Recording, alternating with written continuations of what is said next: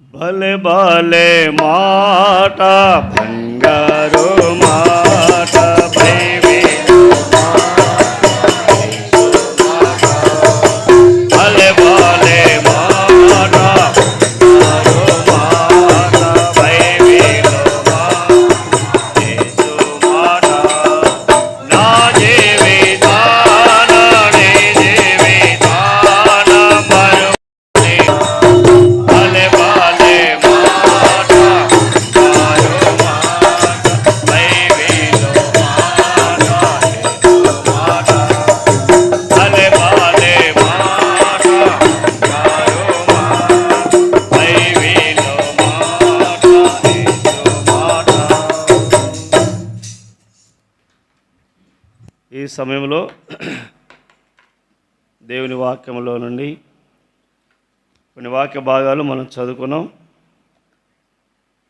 ఇంకా ఎవరైతే రక్షణ మారు మనసు పాప క్షమాపణ పొందలేదో ఈ రాత్రికాల సమయంలో దేవుని యొక్క వాక్యానికి విధేయత చూపించి లోబడి ప్రభుని అంగీకరిస్తే ప్రభు నిన్ను రక్షించేటువంటి వాడుగా ఉంటాడు. భలే భలే మాట బంగారు మాట బైబిల్లో మాట ఎవరి మాట అంటే అది యేసులో మాట, నా మాట కాదు, నీ మాట కాదు, దేవుని మాట అది. అది నా జీవితంలో నీ జీవితంలో మరుపురాని మాట, మరువని మాట అది కదా. ఎప్పుడు అది మరుపు రాకుండా ఉంటుంది అంటే దేవుని మాటకు సంపూర్ణంగా మనము విధేయత చూపించి ప్రభువును అంగీకరించినప్పుడు మనము ఆ మాట మన జీవితానికి ఎంతో ఆశీర్వాదకరంగా ఉంటుంది, ఆశ్చర్యకరంగా ఉంటుంది, అనేకులకు మాదిరిగా ఉంటాం. దేవుని వాక్యంలో నుండి ఒక మాట చదువుదామండి. యోహాను సువార్త 14వ అధ్యాయము 6వ వచనం మనం అందరము కలిసి చదువుకున్నాం. యోహాను సువార్త పేజీ నెంబరు 95, 14వ అధ్యాయము 6వ వచనము కలిసి గట్టిగా బిగ్గరగా చదువుకున్నాం. యేసు నేనే మార్గమును సత్యమును జీవమును, నా ద్వారానే తప్ప ఎవడనూ తండ్రి యొద్దకు రాడు. మళ్ళీ చదువుదాం. యేసు నేనే మార్గమును సత్యమును జీవమును, నా ద్వారానే తప్ప ఎవడునూ తండ్రి యొద్దకు రాడు. దేవుడు తన వాక్య భాగాన్ని దీవించి ఆశీర్వదించినట్లు ప్రభు సాయం కొరకే చిన్న ప్రార్థన చేసుకుందాం. మోకరించగలిగిన వాళ్ళు మోకరించండి. మహాప్రేమగల తండ్రి, మరొకసారి మిమ్మల్ని స్తుతిస్తున్నాం. ఈ రాత్రికాల సమయంలో అయోగ్యుడను, నన్ను మరుగు చేయము, పాటల ద్వారా మీరు మహిమ పొందుతూ వచ్చినారు. ఈ వాక్యము చేత నన్ను మరుగు చేసి బలపరిచి నీ ప్రజలకు క్షేమం కలిగించు. ఇంకా ఎవరైతే మార్గములో లేరో ఆ మార్గమును అనుసరించి నిత్య జీవనకు వారసున్నట్లుగా సహాయము చేయి. వందనములు చెల్లిస్తూ చదవన్న భాగం నా నోట మీరు ఉంచి నీ ప్రజలకు క్షేమము కలిగించమని నిర్గమాకాండం 4:12, మత్తయి సువార్త 10:20, లూకా సువార్త 21:15 వచనం నా పక్షంగా నెరవేర్చమని మీ ప్రియ కుమారుడు ప్రభువైన యేసుక్రీస్తు వారి శ్రేష్టమైన నామమున ప్రార్థించి స్తుతించి అడిగి వేడుచున్నాము తండ్రి, ఆమేన్.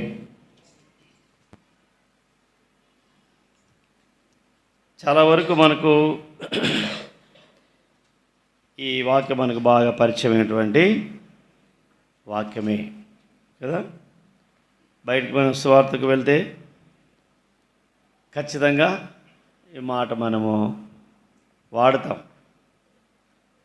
నేనే మార్గమును సత్యమును జీవమును, నా ద్వారానే తప్ప ఎవడునూ తండ్రి యొద్దకు అనగా పరలోక రాజ్యమునకు ప్రవేశింపలేడు, రాలేడు అని ప్రభు మరి స్పష్టముగా శిష్యులతో చెప్తూ ఉన్నాడు.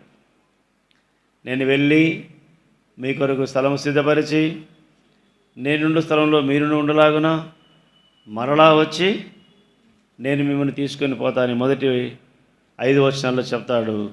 6వ వచనంలోకి వచ్చిన లోపల ఇంకా మరి ప్రభువును ఎరిగినటువంటి వారికి, ప్రభు మార్గమునకు దూరంగా ఉన్నటువంటి వారి విషయంలో దేవుడు ఇక్కడ చెప్తున్నాడు, నేనే ఇంక మార్గము లేదు, పరలోకానికి వెళ్ళడానికి మార్గము లే.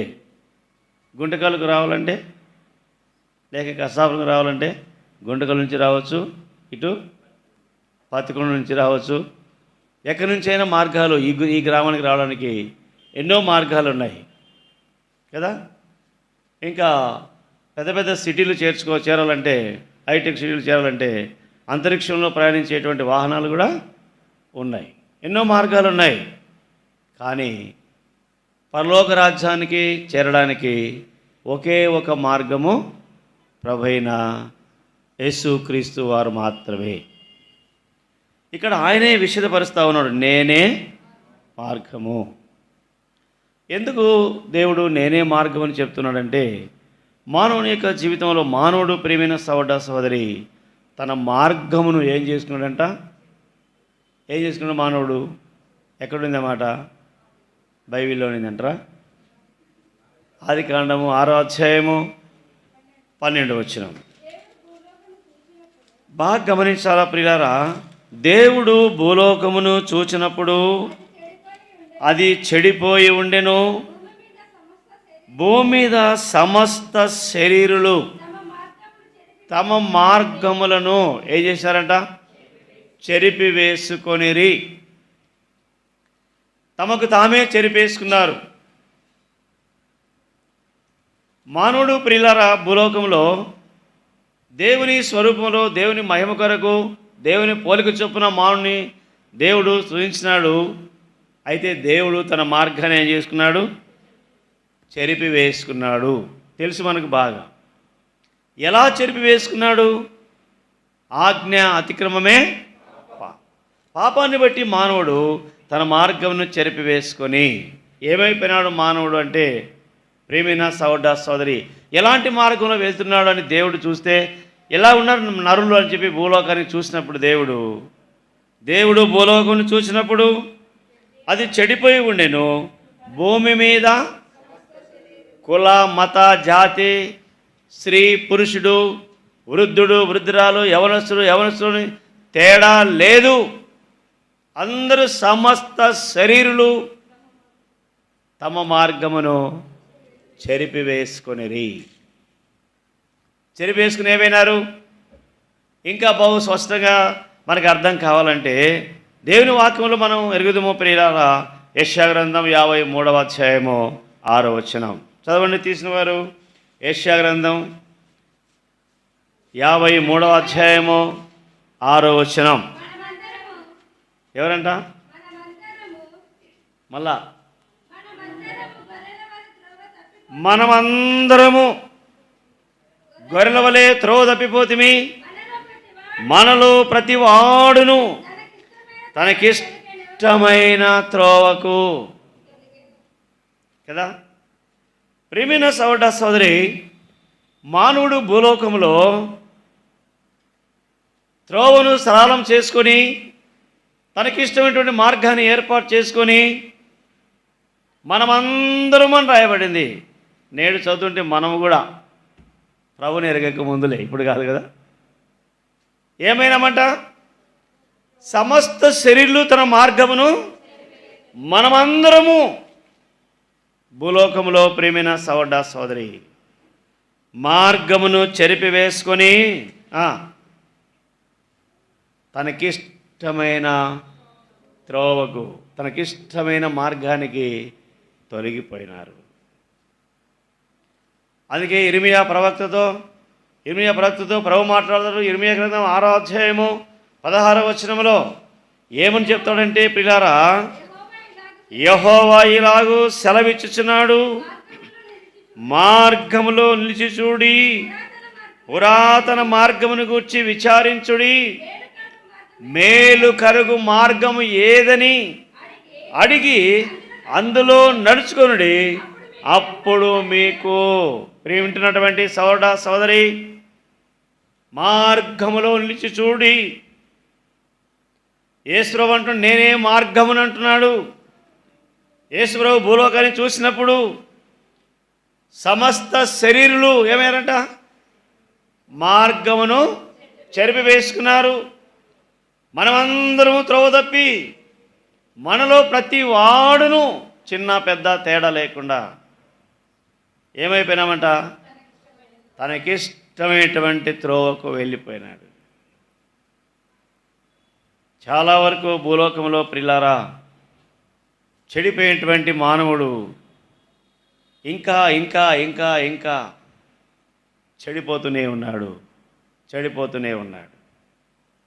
తమకిష్టమైనటువంటి త్రోవకు. ఒకడు వైన్ షాప్కి వెళ్తానంటే, ఒకడు ప్యాకాటకి వెళ్తానంటే, ఒకడు పాన్ పరాకి వేసుకుంటే కదా, ఎవరి ఇష్టం అంది.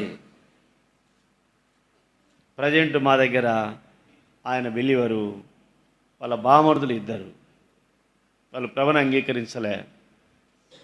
చిన్న వయసే, దాదాపు 40 సంవత్సరాల వయసు.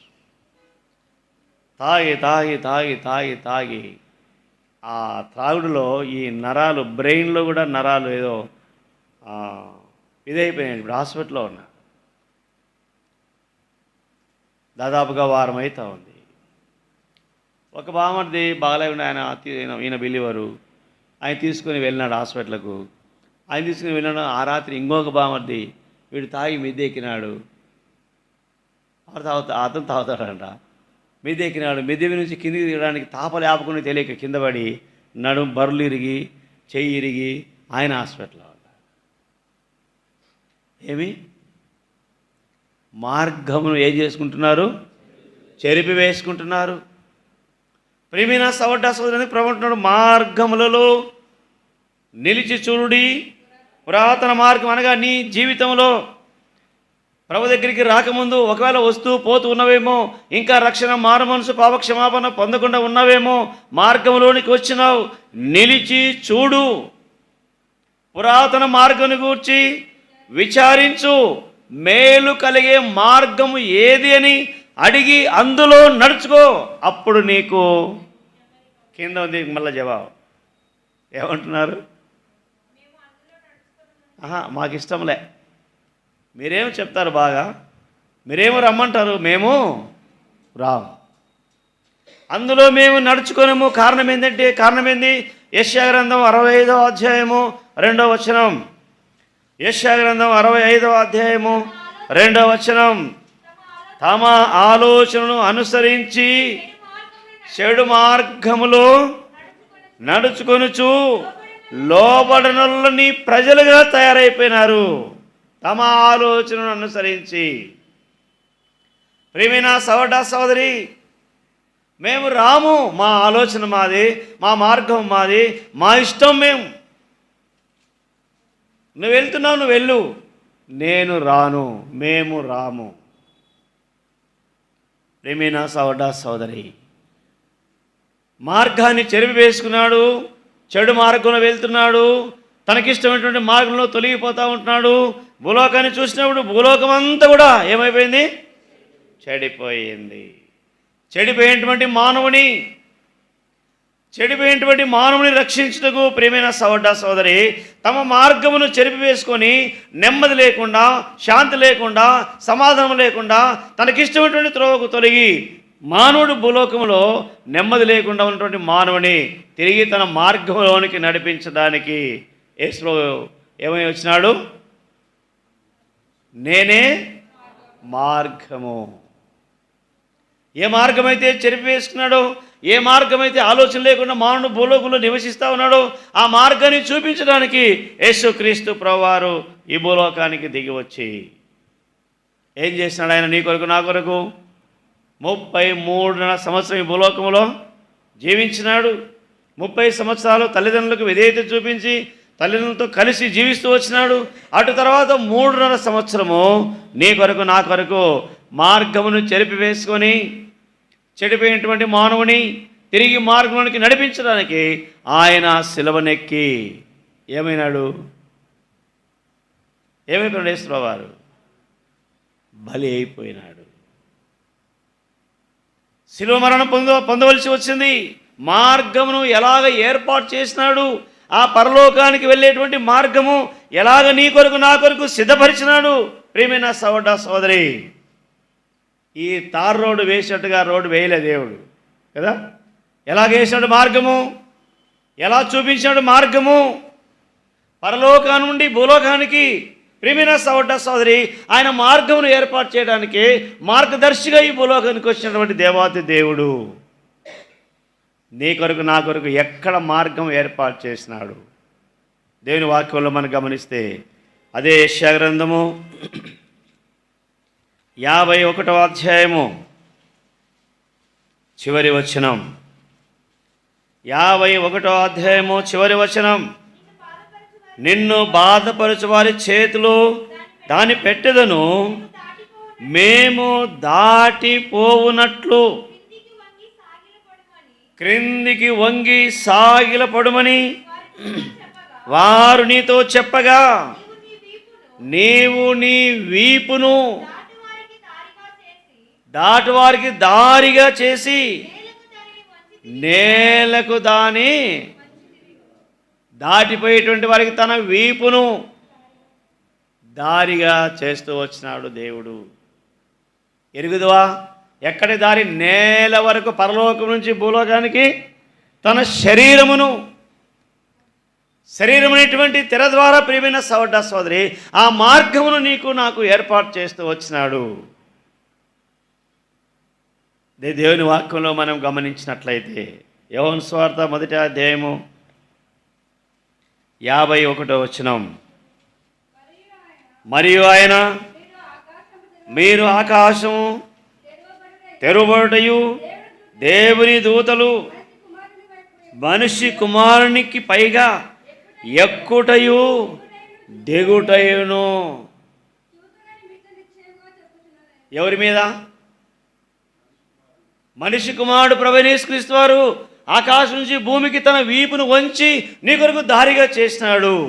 దేవుని దూతలు మనిషి కుమారుడి మీద ఎక్కుచూ, యాకోబు ఇంటి నుండి పారిపోయినప్పుడు బేర్షెబా అరణ్యంలోనికి వెళ్ళిన తర్వాత ప్రొద్దుగూకిన తర్వాత ఒక రాయిని తలడగా చేసుకొని తాను నిద్రిస్తూ ఉన్నప్పుడు ఆయనకు ఒక దర్శనం కనబడింది. ఏ దర్శనం అది? భూమి మీద నుండి ఆకాశమునకు ఒక నిచ్చెన, దాని మీద ఎక్కుతున్నారు, ప్రభువైన యేసుక్రీస్తు వారే. నీ కొరకు నా కొరకు ప్రియమైన సోదరి ఎక్కిపోవడానికి దారిగా, తిరిగి ఎక్కుతూ దిగుచూ ఉండడానికి ఒక మార్గమును ఏర్పాటు చేయడానికి తన శరీరమును, తన వీపును నీ కొరకు నా కొరకు మార్గముగా నేలకు వంచి తన వీపు మీద దాటిపోనట్లు యేసు ప్రభువారు. దేవుని వాక్యంలో మనం గమనిస్తే ప్రియమైన సోదరి, లాజరు ధనవంతుని గురించి మనం చూసినట్లయితే ఇద్దరు చనిపోయినారు కదా. ముందు ఎవరు చనిపోయినారు?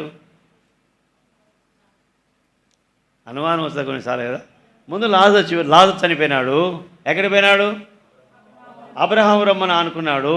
తర్వాత ధనవంతుడు చనిపోయినాడు, పాతాళములో యాతన పడతా ఉన్నాడు. అప్పుడు అడిగినాడు, అయ్యా అక్కడికి నేను రావాలంటే నేను ఇక్కడ ఏమవుతున్నా? యాతన పడతా ఉన్నా, ఒక చుక్క నీరు కూడా లేదు, నా నాలుకను చల్లార్చడానికి ఆ లాజరును పంపించమంటే అప్పుడు అబ్రహాం ఏమన్నాడు?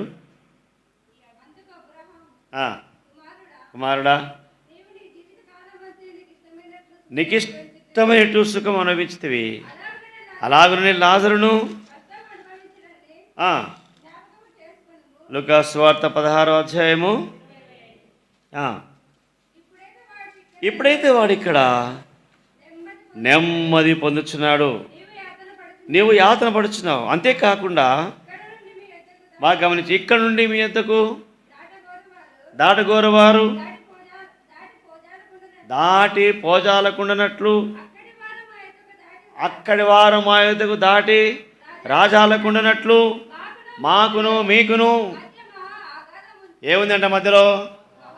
పిల్లారా, మహా అగాధము, పరలోకానికి భూలోకానికి మధ్యలో, పరలోకానికి వెళ్ళడానికి ప్రియమైన సోదరి ఒక అగాధమైనటువంటి స్థలం, పాపమైనటువంటి ఆ అగాధంలో కూరుకొని పోయి, పాపమైనటువంటి లోయలో నువ్వు కూరుకొని పోయి, పాపమైనటువంటి ఈ లోకములో నీ మార్గాన్ని చెరిపివేసుకొని, పాపమైనటువంటి ఈ లోకములో నీకు ఇష్టమైనటువంటి త్రోవకు నువ్వు తొలగి, పాపమైనటువంటి ఈ లోకములో మరి చెడు మార్గంలో నడుచుకొని నెమ్మది లేకుండా జీవించేటువంటి నీ కొరకు నా కొరకు ఆ అగాధం నుండి ఇక్కడి నుంచి అక్కడికి దాటడానికి యేసుక్రీస్తు ప్రభువారే తన వీపును దారిగా వంచి ఆ వీపు మీద నువ్వు దాటిపోవడానికి, అందుకే రాబడింది మనుష్య కుమారుని మీద ఎక్కుచూ దిగడానికి.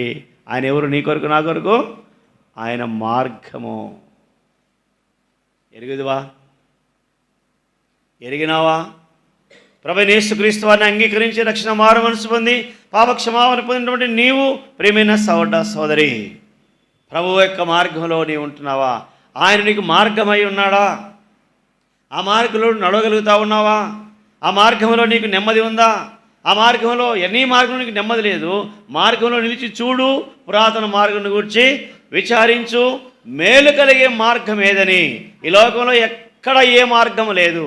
ఏ మార్గంలోనికి నువ్వు వెళ్ళినా, ఏ మార్గంలోనికి నువ్వు వెళ్ళినా నిత్య నరకానికి వెళ్ళాల్సిందే, నిత్య నరకానికి వెళ్ళాల్సిందే. ఏ మార్గం లేదు పరలోకానికి వెళ్ళాలంటే. అందుకే ఆయన అన్నాడు, నేనే కదా, నేనే మార్గం. ఆయన మార్గం వేసినాడు కనుక, ఎలాగ వేసినాడు? తన వీపును నేలకు, పైనుంచి నేలకు ఆ అగాధం, ఆ పాప అనేటువంటి అగాధం నుంచి తప్పించడానికి నీకు నాకు తన వీపును వంతెనగా వేసినాడు కనుక, లేక భూలోకం నుంచి పరలోకానికి ఎక్కిపోవడానికి ఒక నిచ్చెనగా తన వీపును ఆకాశముకు అంటినట్టుగా నిచ్చెన మనం చూస్తూ ఉంటున్నాం. దాని మీద నువ్వు ఎక్కుతూ దిగుతూ ఉండాలంటే, దాని మీద ఎక్కి నువ్వు ప్రభు దగ్గరికి వెళ్ళాలంటే ఏం చేయాలా? నువ్వు ఆ మార్గంలోనికి రావాలంటే నువ్వు నేనేం చేయాలా? యేసు ప్రభువా, నేను పాపిని. చిన్న మాట. హృదయపూర్వకంగా నువ్వు పశ్చాత్తాపడితే, నీ పాపాన్ని ఒప్పుకుంటే, నీ మార్గాన్ని విడిచిపెడితే ఏమవుతాం మనం? ప్రేమైన సోదరి, ఎన్నోసార్లు ఇందు వచ్చినప్పుడు చెప్పిన సాక్ష్యం, ఎన్నోసార్లు నేను ప్రభువుని అంగీకరించక ముందు 31వ తారీఖున రాత్రి 11:30 గంట దానా తాగేది, తినేది అన్నీ ఇంకా జల్సా చేశారన్నమాట. ఎందుకు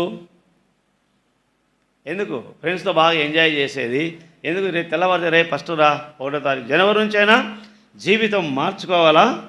జనవరి నుంచి అయినా క్రొత్త సంవత్సరం ప్రవేశించినప్పుడు ఒక క్రొత్తగా మనం బ్రతకాలని చెప్పి ఒక తీర్మానం. 11:30 దాకా తాగితే తెల్లవారి కైపు ఉండదు. ఒక 2 రోజులు 3 రోజులు బాగా ఉండేదన్నమాట. ఏమీ అసలు ముట్టుకోకుండా ఉండేది అనమాట. సిగరెట్ కానీ, పాన్ పరాగ్ కానీ, ప్రభాత్ బీడ కానీ, మందు కానీ 3వ రోజుగా మురిగిపోతుంది. 1 రోజు 2 రోజులు బాగా ఉగ్గబట్టుకొని ఉండేది అనమాట. 3వ రోజు అయిపోయే లోపల మళ్ళీ మామూలే. ప్రియమైన సోదరి, జీవితం అంతా వ్యర్థమైపోయింది. ఎన్ని స్థలాలకు వెళ్ళానో నాకు తెలియదు. ఎన్ని స్థలాలకు వెళ్ళి ఏం టికెట్ వెళ్ళా ఏం లే. మా నాయన రైల్వే పనిచేస్తాడు. ఆడ బండి ఎక్కితే కొండాపురంలో ఇటు దిగొచ్చు, ఈ కొంచెమే ఛార్జీ, అవునా కదా? అయినా సమయం దొరకలే ఎందుకో మరి. ఇదొక్కటి మిగిలిపోయింది. పిల్లారా, నాకు తెలిసినటువంటి మార్గములు అన్నిటినీ వెళ్తూ వచ్చాను. చివరికి జీవితం మార్చబడాలంటే, నాకు నెమ్మది కావాలంటే, నెమ్మది కలిగించేటువంటి మార్గం ఏదంటే, ఒక అబ్బాయి నా స్నేహితులంతా కలిసి తాగేటప్పుడు 5 మంది బాగా కూర్చొని బాగా తాగుతాం అన్నమాట. నేను అడిగినప్పుడు అని మళ్ళీ చెప్తున్నా, ఎందుకు చెప్పినా గుర్తుందో లేదో, మరే మనము ఇంత చిన్న వయసులో ఇంతగా తాగుతూ ఉన్నాము, దీన్ని మానుకోవాలంటే మనం ఏం చేయాలంటే, వాడు ఏమన్నాడంటే, ఒకడు రమణ అని, వాళ్ళు లేడు ఇప్పుడు, వాడు పోయినాడు. వాడు రైల్వేలో పనిచేస్తాను. కొండాపురంలో ట్రైన్కి వాటర్ పడతా ఉన్నాడు అనమాట. నేను ఆ రైల్వే స్టేషన్ పక్కనే నా షాపు, ఆ రైల్వే స్థలంలోనే టైలర్ షాపు. వాడు ఆడ నీళ్ళు పట్టేది, నాకు వచ్చి కూర్చుండేది అనమాట. మళ్ళీ ట్రైన్ వచ్చేందుకు వాళ్ళకు డ్యూటీలే. ఏం చేయాలి, ఎట్ట చేయాలరా అంటే, రాత్రి మాట్లాడుకుంటున్నాం నవంబర్ నెలలో, తాగినాం బాగా ఫుల్గా తాగి, ఇది మానుకోవాలంటే ఏం చేయాలంటే ఒకటే ఒక మార్గం ఉందిరా అన్నాడు వాడు. ఏ మార్గమో చెప్పురా, ఇది మానుకుంటే మనకెంతే చాలుగా, ఆ మార్గం ఏదో చెప్పురా అని చెప్పిన. ఏమి లేదన్నా అయ్యప్ప సామాలు వేసుకున్నామనుకో 41 రోజు మండలం పూర్తి చేయాలా, 2 పూట్ల స్నానం చేయాలా, 3 పూట్ల పూజ చేయాలా, 1 పూట భోజనం తినాలా, కాళ్ళకు చెప్పులు లేకుండా తిరగాల, శబరిమలకి ఇరుముడి కట్టుకొని పోయి రావాలి. బా మంచి మార్గం రా, నిజమే. ఎంతోమంది చూస్తున్నాం కదా అది ఆ భక్తి ఏంటంటే సీజనల్ భక్తి. ఆ సీజన్లోనే ఆ భక్తి. ఇప్పుడు వేయరు, వేస్తారా? మే నెలలో జూన్లో వేస్తారా? వేయరు. అది సీజన్. నవంబర్ టు జనవరి 14 వరకు ఆ 3 మాసాలు దానికి సీజన్ అనమాట. నవంబర్ లాస్ట్లో వేసుకుంటారు. అది కూడా రాత్రి మాట్లాడుకున్నాం. తెల్లవారుతానే ఇంకా ఆలస్యం లేకుండా, నేను టైలర్ కదా, టకటకటకటగా బట్టలు తెచ్చుకొని నల్ల దుస్తులు అని తయారు చేసుకొని పులివెందులకు పోయినాం. నా దగ్గర 5 మంది పిల్లలు పనిచేసేవాళ్ళు. మేము 6 మంది మాలలు వేసుకున్నాం. 6 మంది షర్ట్లు టకటకడ 1 గంటలో కుట్టుకున్నాం, వెళ్ళిపోయాను. ఆడికి పోతే కన్యక పరమేశ్వరి దేవాలయంలో పూజారి దగ్గరికి పోయి మాల వేసుకోవాలంట. ఆడికి పోతే ఆయన బియ్యం వేసినాడు. ఆ పక్క వాళ్ళని అడిగితే ఈయన ఎప్పుడు వస్తాడు, ఈయన పూజారి లేడా అని అడిగితే వాళ్ళు ఏమన్నారంటే ఆయన 3 గంటలకు వస్తాడు, ఇప్పుడుగా వెళ్ళిపోయినాడు అని చెప్పినాడు. 3 గంటల వరకు ఇంకా రావడం అని చెప్పినాడు. మేమేం చేయాలి? 10 నుంచి 3 గంటల దానా? ఒరే ఇంక ఈ రోజేరా లాస్టు. మళ్ళీ అందరం ఆదావులు ఉండేవాళ్ళమే, యాదావులో చెడిపోయిన మార్గంలో ఉండేవాళ్ళమే. పోయినాం, ఫుల్గా తాగినాం, సినిమా హాల్ పోయి కూర్చున్నాం. సాయంత్రం 3 ప్రియులారా 41 దినము ఆ మార్గంలో వెళ్ళినాము. అక్కడికి శబరిమలకి వెళ్ళి తిరిగి వచ్చే లోపల 51 రోజు అయింది. 50 రోజులు అయితే కొండాపురం దిగే లోపల మళ్ళీ ఆ రాత్రి ఆ ఉదయకాలం మళ్ళీ ప్రయాణం ఇట్లా మంత్రాలయం పోయినాం, రాఘవేంద్ర స్వామి దగ్గరికి. ఆడపోయి అక్కడ గుండు చేసుకొని బట్టలన్నీ ఆ నదిలో వేసి ఇంటికి పోయినాం సాయంత్రానికి. ఆ రోజు బాగానే ఉన్నాం. అప్పుడేమో మనం ఇంకా ఏమైనాం, ఇప్పుడు మనం భక్తులమైనాం అనుకున్నాం. తెల్లవారి షాప్ పోయినా. నా అలవాటు ఏంటంటే ఉదయం 7 గంటల నుంచి సాయంత్రం 6:30 వరకు మిషన్ దిగాను. ఒక మధ్యాహ్నం భోజనం చేయడానికి మాత్రమే ఒక అర్ధగంట సేపు లీజర్ తీసుకుని, అంత బిజీగా ఉంటుంది అన్నమాట పని. 6:30కు దిగుతా, 7 గంటల వరకు ఖాళీగా ఉంటా, ఇటు అటు తిరుగుతా. 7 నుండి స్టార్ట్ చేస్తే 9:30 వరకు ఇంకా తాగే పని అనమాట కూర్చొని. 6:30కు మిషన్ దిగుతానే ఇటు అటు తిరుగుతున్న షాప్ ముందర ఒకడు వచ్చినాడు. ఏనా అయిపోయిందా ఇంకా అన్నాడు. నిన్ననే అయిపోయింది రా చెప్పిన. అడిగితే ఈరోజు రెడీ అయితే అన్నాడు వాడు. దేనికి? 51 రోజు 2 పూట్ల మాంసం తినేటోని, మాంసమో చేపలో గుడ్డో ఏదో ఒకటి తాగేవాని 51 రోజు తినకపోయాలకు నోరంతా సప్పగా అయిపోయి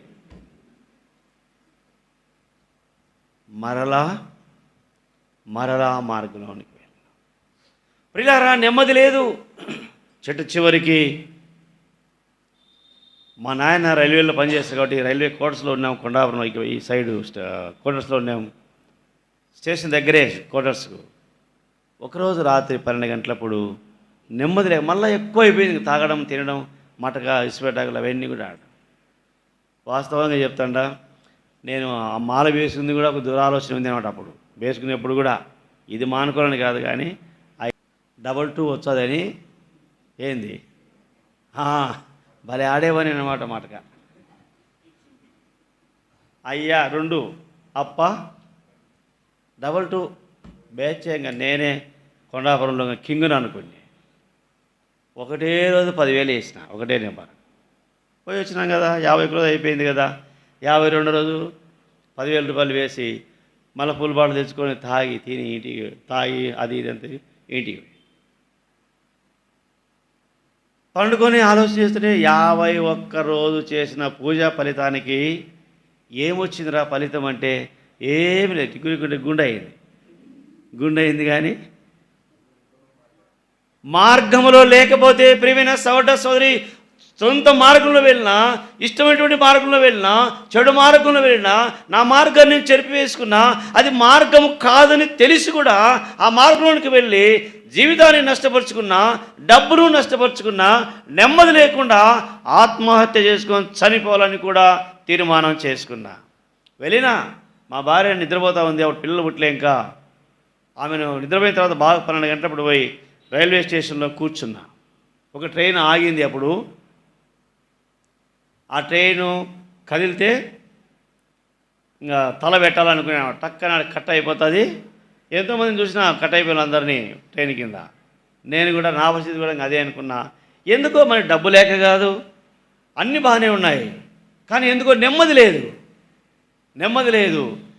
ఎంత మరి ఐశ్వర్యవంతుని కావాలనుకున్నా కాలేకపోతా వచ్చిన అన్ని రకరకాలైనటువంటి పరిస్థితులలో నేను నెమ్మది లేకుండా జీవించి చనిపోతే పీడ విరగడైపోతుంది అనుకున్నా. వెళ్ళినా ఈ ట్రైన్ కదల్లే, ఇంకొక ట్రైను ఈ హొస్పేట్ నుండి ప్రతి 15-20 నిమిషాలకు ఒకసారి గూడ్స్ ట్రైన్ పోతూ ఉంటుంది హార్బర్కు, చెన్నై. అక్కడ నుంచి ఖాళీ గూడ్స్లు కూడా ఇటు బొగ్గు లోడుతో వెళ్తుంది, అటు ఖాళీ వస్తూ ఉంటాయి. విరామం ఉండదన్న గూడ్స్లకు. అప్పుడు సింగిల్ లైనే, డబల్ లైన్ కాదు. 12 నుండి 1 గంట వరకు 8 సిగరెట్ ప్యాకెట్లు 8 ఉంటే 8 తాగిన. చచ్చిపోతే ఎవడు తాగుతా నా జేబులోటి, నేనే తాగిన. 1 గంట అయింది ప్రియ సహోదర సహోదరి, ఈ ట్రైను కదల్లే, ఇంకొక ట్రైను. అప్పుడు తర్వాత మా చెల్లెలు జ్ఞాపకం వచ్చింది, చిన్న పాప. ఆమె ఎక్కువగా బాగా ప్రేమించేవాడిని. నేను 3 చెల్లెలు, నాకు 3వ చెల్లెలు చాలా ఇష్టం అన్నమాట. ఆ పాపను మతికొస్తానే అనవసరంగా చచ్చిపోతుంది కదరా, అసలు చనిపోయి ఏం ప్రయోజనం, నాకేం తక్కువైందని చనిపోవాలా, అలా చనిపోయి ఏం సాధించేది ఉంది? చనిపోతే అయిపోయా, మట్టిపోతుంది, గాలి అప్పుడు అనుకునే గాలిలోకి వెళ్ళిపోతుంది, ఏం ప్రయోజనం అనుకుని తిరిగి ఇంటికి వెళ్ళిన. ఆ స్టేషన్ దగ్గరే కదా రైల్వే స్టేషను. ఇంట్లోకి అట్లా అడుగు పెడతానే ఈ ట్రైను లొడలో అది కదిలే శబ్దం బాగా వస్తుంది కదా, ఈ డగడగడగడగా శబ్దం వస్తానే నా గుండెలు లొడలొడలొడ కొట్టుకున్నాయి. ఈ 5 నిమిషాలు అక్కడ ఉండింటే నేను 2 తుంటలు అయ్యేటువంటి వాడిని. 5-10 నిమిషాలు నా గుండె ఆగలే. పిల్లరా సరే, ఏది ఎలాగో ఈ మాత్రం లేలే, నిద్రపోతానే ఉంది. ఆమెకు మెలకు లేదు. బాగా 12 గంటలప్పుడు బాగా మంచి నిద్ర టైం కదా. నేను మళ్ళీ పోయి సర్టిపి ఇంట్లో తగిలించి మళ్ళా కాముగా వచ్చి పండుకున్నా. తెల్లవారి స్టేషన్ మాస్టర్ని అడిగితే, సార్ రాత్రి ఎందుకు సార్ ట్రైన్ దాదాపు 1 గంట సేపు ట్రైన్లు తిరగలేదే అంటే, ఆయన అన్నాడు, మా ట్రైన్లతో నీకేం పనిరా, నువ్వు పోయి మిషన్ కొట్టుకోపో అన్నాడు. లేదు సార్, పక్కనే ఉన్నాం కదా, ట్రాక్ పక్కలో ఉన్నాం, ఆ శబ్దం వస్తూ ఉంటుంది కదా, ఎందుకు రాత్రి మెలకు వచ్చింది నాకు. అబద్ధాలు బాగా చెప్తాంటేలే, బాగా 12 గంటలకు మెలకు వచ్చింది, 1 గంట నిద్ర రాలే నాకు, ఒక ట్రైన్ కూడా రాలే, ఇటు ట్రైన్ కూడా కదలే, ఏం సార్ అంటే, అప్పుడు ఆయన అన్నాడు, రాత్రి 11:55 గుంటకల్లు ట్రైన్ కింద పడింది, ఆ ట్రాక్ దిగిందంట గూడ్స్. డబుల్ లైన్ కాదు కదా, సింగిల్ లైన్ కదా. మళ్ళా క్రైన్స్ వచ్చి ఆ ట్రైన్ అంతా ఎత్తి దాన్ని మళ్ళీ లెవెల్ చేసి ఆ ట్రైన్ పంపించేలోపు దాదాపు 1 గంట టైం పట్టింది.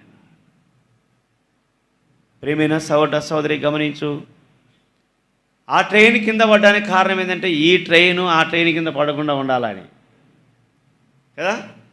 నాతో దేవునికి పని ఉంది కనుక దేవుని యొక్క పరిచర్య చేయాలని తల్లి గర్భంలో రూపింపబడకముందే దేవుడు నన్ను ఎరిగినాడు, బయలుపడినప్పుడే ప్రతిష్ఠించుకున్నాడు. జనములకు ప్రవక్తగా దైవ సేవకునిగా ఉండాలని ఆయనకు అనాది సంకల్పం ఉంది. ఆ సంకల్పాన్ని బట్టి ట్రైనే కింద పడేసినాడు, కానీ నన్ను మాత్రం బండి కింద పడకుండా చేసినాడు.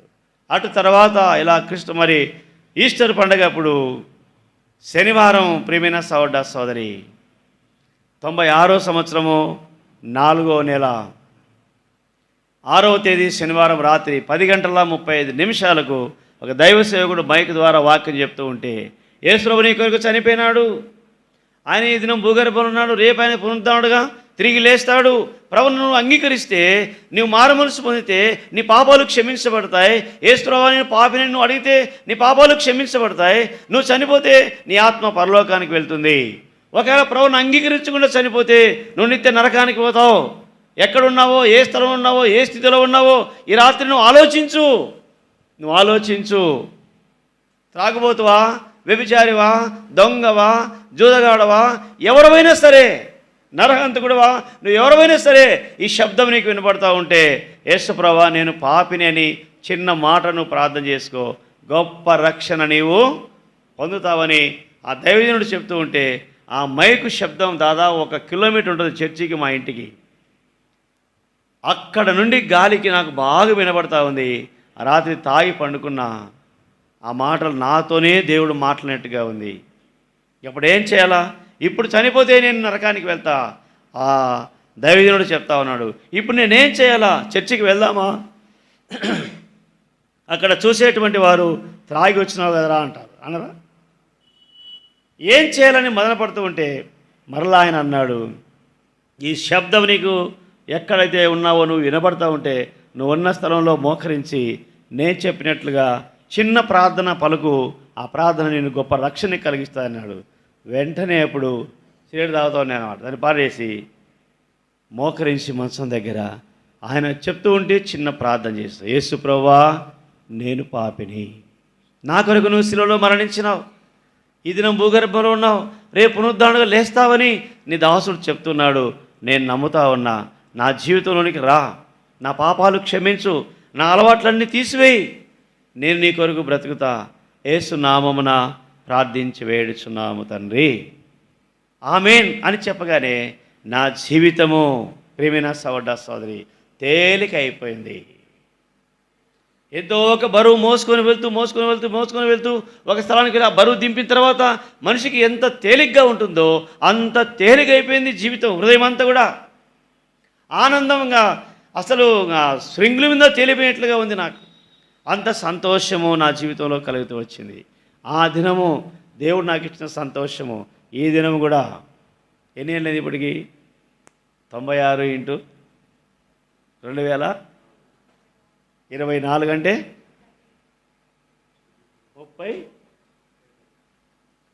32 సంవత్సరాలు ఏమవుతాయి కదా.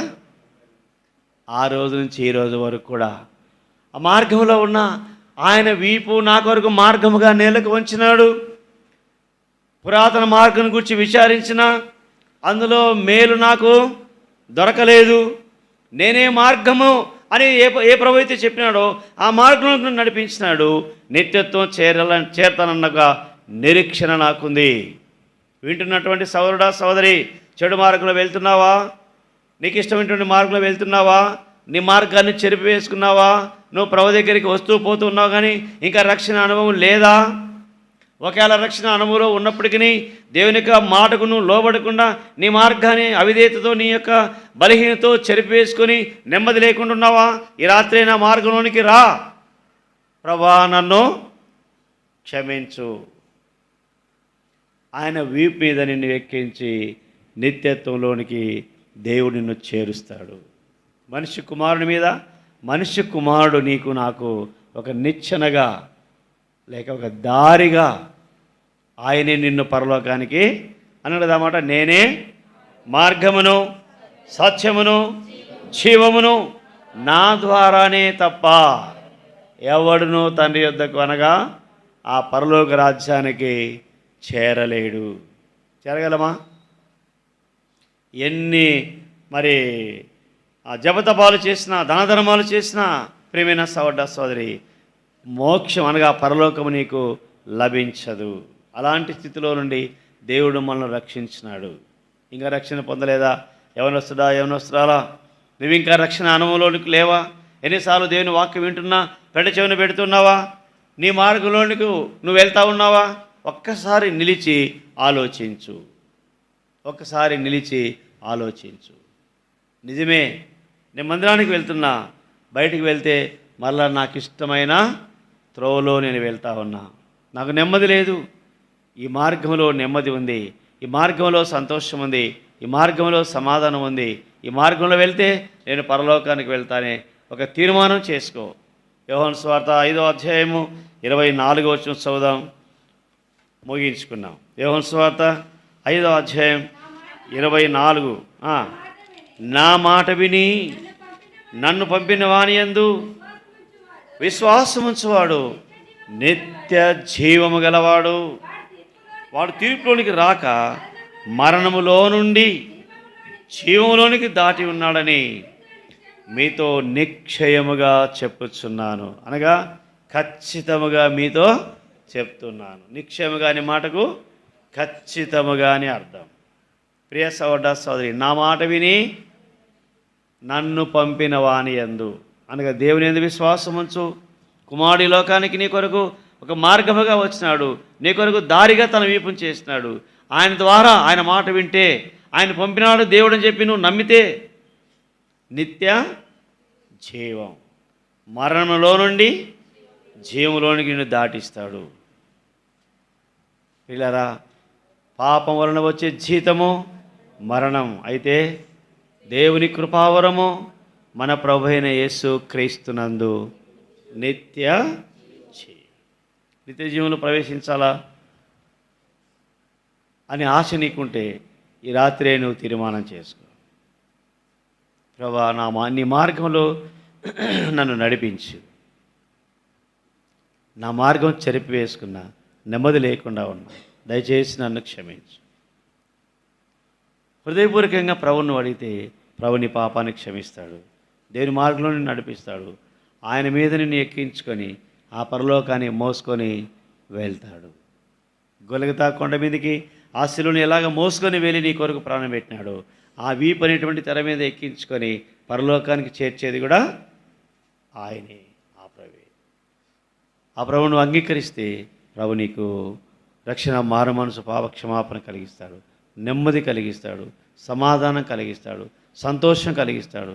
ఎప్పుడు చనిపోయినా, ఏ వయసులో చనిపోయినా, ఏ స్థితిలో చనిపోయినా నీ ఆత్మ పరలోకంలో ప్రభుతో కూడా ఉంటుంది. దేవుడు తన వాక్యాన్ని దీవించి ఆశీర్వదించునుగా.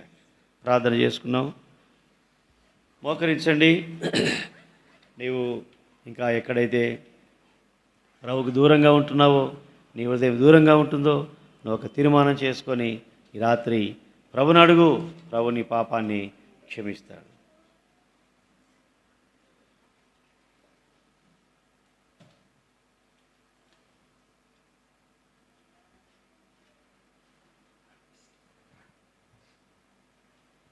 తలలోంచండి.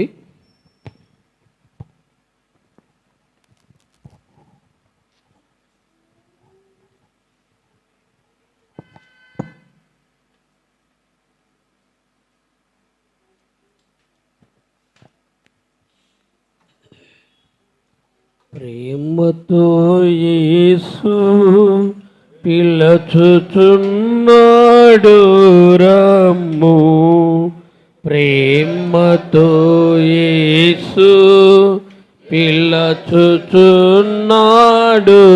రమ్ము, రక్షణను పొంది లక్షణముగా వెళ్ళుము, రక్షణను పొంది లక్షణముగా వెళ్ళుము, ప్రేమతో యేసు పిలుచుచున్నాడు రమ్ము, ప్రేమతో యేసు పిలుచుచున్నాడు రమ్ము, పాపమెరుగని ప్రభుని కొరకు పాపముగను చేయబడెను, పాపమెరుగని ప్రభుని కొరకు పాపముగను చేయబడెను, శాపగ్రాహి అయ్యే సిలువలో శాపగ్రాహి శాపగ్రాహియయే సిలువలో పరుగిడిరము శాపగ్రాహియయే సిలువలో శాపగ్రాహియయే సిలువలో పరుగిడిరము ప్రేమతో యేసు పిలచుచున్నాడు రము ప్రేమతో యేసు పిలచుచున్నాడు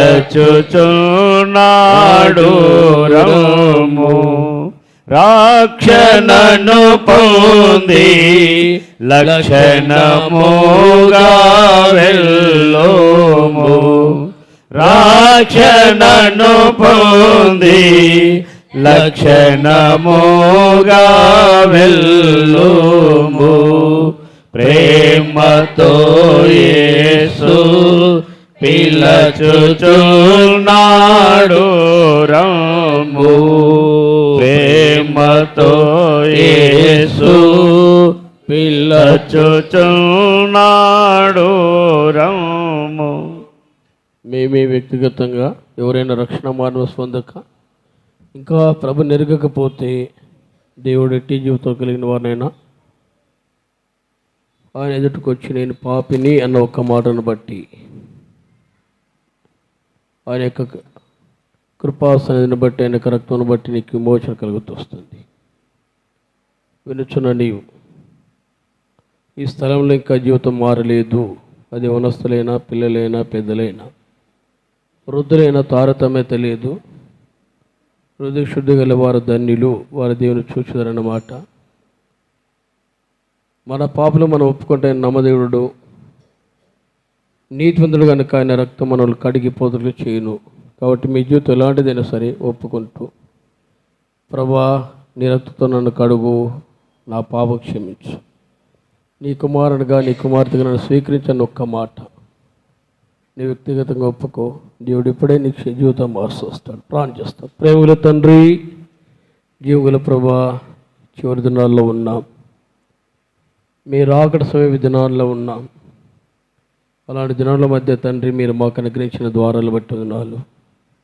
ఈ దినాల్లో నేను అనేకులకి ఇలాంటి అవకాశం లేదు, నేను అనేక స్థలాల్లో పరిచర్య ఫ్రీడమ్ లేదు, కానీ మీరు మాకు కృప చూపి ప్రభా దేవుని సన్ని అనుభవించడానికి నీ నామంలో కనబడడానికి ద్వారం తెరుస్తూ ప్రభా ఉదయము నీ సన్నిధిలో దాపు నేను మరి గడిపి ప్రార్థన చేయడానికి ఇచ్చిన ధన్యతను బట్టి ఉన్నాను. ఈ రాత్రి సువార్త కోడికలో మీ దాసుని బలపరిచి స్వార్థ 14:6 ప్రకారం నేనే మార్గము సత్యము జీవం అన్నమాట ప్రభా నా ఎత్తుకొచ్చువని త్రోసివేయను అన్న అనుభవ జీవితం కలిగిన వారై ప్రభా నేను ఇట్టి అనుభవంలో ఉన్నా ప్రభా నేను వారు క్షమిస్తాను, పాపం నుండి విడిపిస్తూ దాని కొరకు నా రక్తం కార్చానని జ్ఞాపం చేస్తూ వచ్చా. నిజమే నాయన, మీ దాసుడు ప్రభుదాసుని కూడా నాయన జీవితం మారలేని జీవితాన్ని మీ దాసుడు ఒప్పుకున్నట్టు బట్టి అది అర్ధరాత్రి వేళ దాపించుమించు 10:30-11 గంటలు అప్పుడు కూడా మీరు మీ దాసుని రక్షించుకొని నీ పనివానిగా, నీ సేవకునిగా, నీ పరిచారకుడిగా, దైవుని దాసుడిగా ప్రభా తాను తన కుటుంబంతో నేను మరి పరిచయం చేయడానికి ఇచ్చిన ధన్యతను బట్టి ఉన్నాను. ఎంత ధన్యత! అదే విషయంలో ప్రభా పౌలును కూడా నేను సౌలుగా ఉన్నప్పుడు ప్రభా మీరు జ్ఞాపం చేస్తూ అనేతో అంటున్నారు, ప్రభా నా తండ్రి నేతుడు నేను ఏర్పరచుకున్న పాత్ర ఈ అనుభవ జీవితంలో మీ దాసుడు ఎట్లయితే ఉన్నాడో ప్రభా దాని కొరకు నేను మీ దాసుడు ఒప్పుకున్నాడు, ఆ జీవితంలోనికి మీరు తీసుకొచ్చారు. మరి ఇప్పుడు వాక్యము మీ దాసు ద్వారా విత్తబడుతూ వచ్చింది. ఈ స్థలంలో అనేకలు వింటూ వచ్చారు ప్రభా, నేను మళ్ళా తిరిగి చూస్తూ వస్తున్నా ప్రభా. నేను మా ప్రభా దాన్ని బట్టి ఇక్కడ కూర్చున్న వారు, వాక్యం విన్నవారు, ఇంకా రక్షణ మారము పొందలేని వారు ప్రభా, ఏ వ్యక్తి అయినా సరే, చిన్న పిల్లలు కానీ, యవనస్తులు కానీ, వృద్ధులు కానీ ప్రభు వారితో మీరు మాట్లాడండి.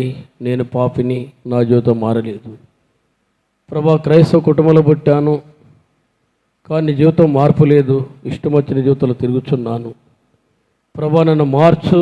ఈరోజు నేను నా జీవితం నేను నీతో ఉండాలి. ఆనాడు నేను మా ప్రభా లాజరు ఆనాడు మా ప్రభువు నా తండ్రి నేనట్లు ధనవంతుడి అరమంలో ఉన్నాడు, కేకలు వేస్తున్నాడు, ఒక్క చుక్క నాకు నీరు అందించు అని లాజరు పంపు అన్నాడు.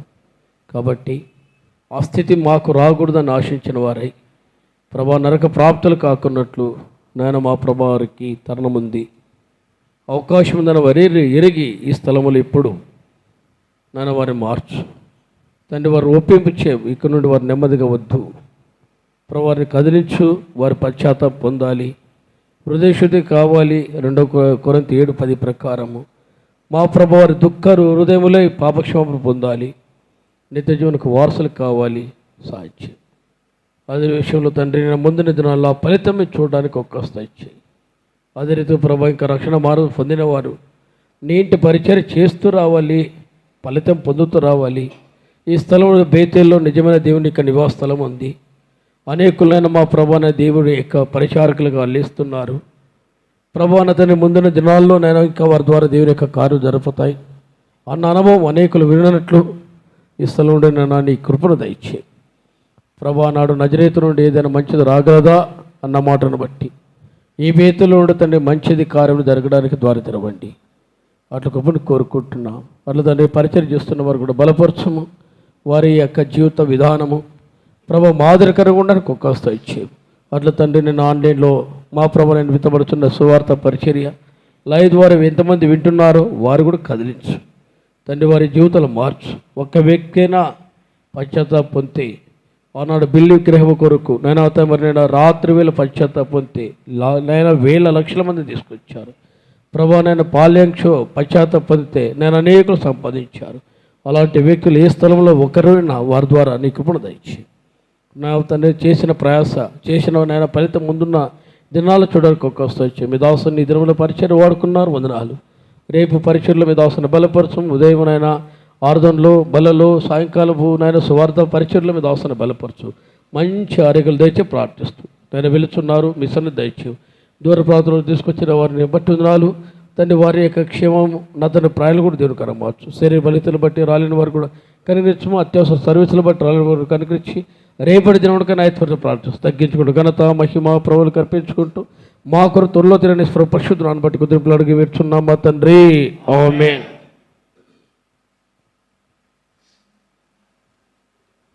తండ్రి అయిన దేవుని దయ, ప్రభు రక్షకుడైన యేసుక్రీస్తు వారి కృప, పరిశుద్ధాత్మిక అన్యోన్యక సహవాసము ఇక్కడ చేరి ఉన్న మనకును సకల పరిశుద్ధులకును ఆయనను ప్రేమించే వారికి ఇప్పుడును ఎల్లప్పుడూ సదాకాలం తోడగునుగాక.